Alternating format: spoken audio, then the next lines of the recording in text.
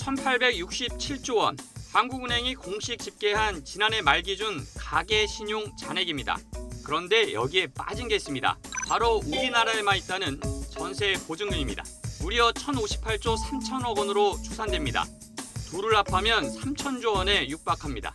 우리나라 한 사람당 5,700만 원의 빚을 안고 있는 셈인데 무엇보다 5년간의 집값 상승 영향이 가장 클 수밖에 없습니다. 아주 많긴 많은 것 같은데 실감이 안 날 땐 다른 나라와 비교하는 게 상책입니다.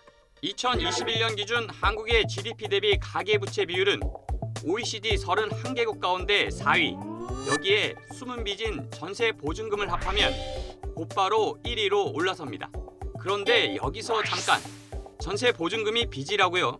보증금은 임대차 계약이 끝나면 집주인이 세입자에게 돌려줘야 하므로 사실상의 빚이 맞습니다. 우리나라에만 있으니 공식 통계에는 잡히지 않는 말 그대로 숨은 빚입니다.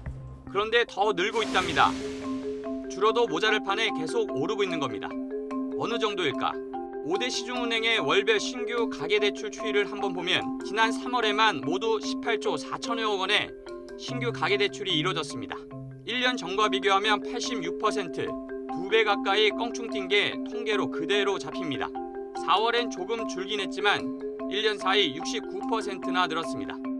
최근 부동산 경기가 조금씩 살아나고 있다는 건 결국 가계대출 증가와 무관하지 않아 보입니다. 이러다 보니 대출은 늘고 예금은 빠르게 줄고 있습니다. 시중의 돈을 예금으로 블랙홀처럼 빨아들이던 지난해 하반기와는 사뭇 다른 분위기입니다. 도대체 대출 금리는 어느 정도 떨어졌을까? 4대 시중은행의 주택담보대출 혼합형 금리는 12일 기준 연 3.680에서 5.796% 수준으로 집계됐습니다. 올해 초와 비교하면 무려 1%포인트 이상 뚝 떨어진 겁니다. 한국은행이 기준금리를 인상하기 시작한 2021년 8월 직후 수준입니다.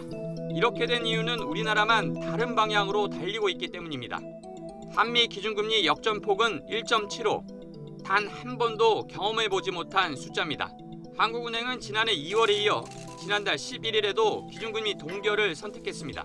시중금리를 계속해서 누르고 있는 상황은 현재 진행형인데 경기가 살아나면 대부분 해결되지만 하반기 전망도 먹구름입니다. 이런 상황에서 점점 부풀고 있는 가계부채 풍선을 계속해서 누르면 어떻게 될까요? 언젠가는 터질 겁니다. 다만 소리가 얼마나 클지는 아무도 모릅니다.